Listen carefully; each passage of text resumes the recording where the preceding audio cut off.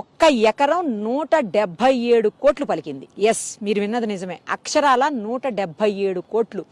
అంటే ఇది all time record అనమాట. ఇంతవరకు ఇండియాలో ఎకరం ఇంత కాస్ట్ పోయింది ఎక్కడా కూడా లేదు. ఇంతకుముందు కోల్కతాలో ఉండేది. ఆ తర్వాత ఆ కోల్కతా రికార్డ్ ని లాస్ట్ ఇయర్ నియోపోలిస్ దగ్గర మనమే కోకాపేట ఏరియాలో హైదరాబాదే బ్రేక్ చేసింది. ఇప్పుడు మన రికార్డుని మళ్ళీ మనమే బ్రేక్ చేసుకున్నాం అనమాట. ఎకరం 177 కోట్లు. ఈ ఏరియాలో ఉన్నటువంటి సుమారుగా 7.67 ఎకరాల్లో ఉన్నటువంటి భూమిని వేలం వేస్తే దాదాపు 1357 కోట్లు 56 కోట్లు వచ్చాయి గవర్నమెంట్ కి.